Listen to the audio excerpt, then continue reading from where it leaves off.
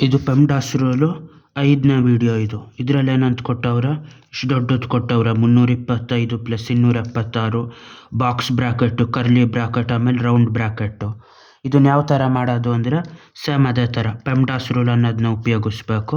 ಪೆಮ್ಡಾಸ್ rule ಅನ್ನೋದು ಉಪಯೋಗಿಸಿದಾಗ ಏನಾಗಿರ್ತದೆ, ಪೆಮ್ಡಾಸ್ ರೂಲ್ನ ಉಪಯೋಗಿಸಿದಾಗ first parenthesis clear ಮಾಡಬೇಕು.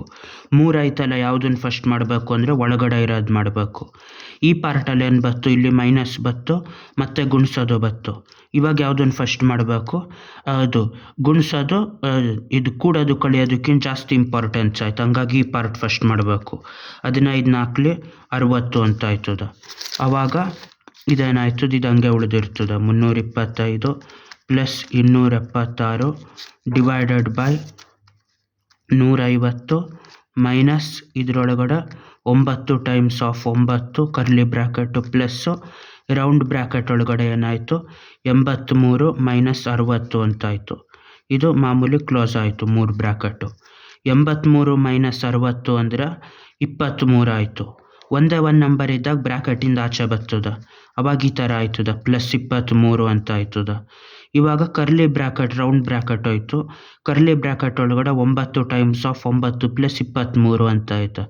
ಗುಣಿಸೋದು ಕೂಡೋದು 2 ಇರೋದ್ರಿಂದ ಇದನ್ನು ಫಸ್ಟ್ ಮಾಡಬೇಕು. ಗುಣಿಸೋದು 9 × 81 ಅಲ್ಲಿಗೆ ಇದೇನಾಗಿರ್ತದೆ, ಇನ್ನೊಂದು ಸತಿ ಇವಂಗೆ ಉಳಿದಿರ್ತದೆ. 325 ಪ್ಲಸ್ ಇದು 276 ಡಿವೈಡೆಡ್ ಬೈ ಇದು 150 ಮೈನಸ್ ಕರ್ಲಿ ಬ್ರ್ಯಾಕೆಟ್ ಒಳಗಡೆ 85 + 23.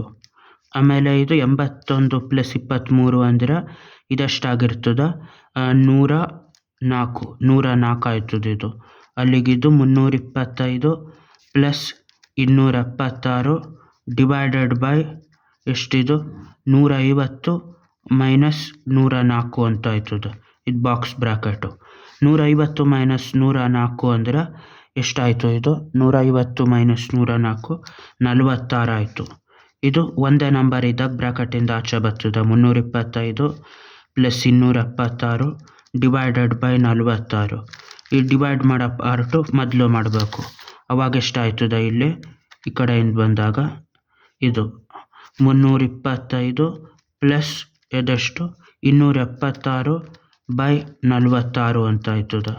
276/46 ಅಂದರೆ 2 ಡಿವೈಡ್ ಮಾಡಬೇಕು ಫಸ್ಟ್. 23 2 1 2 3 2 8 16 ಅಂತ.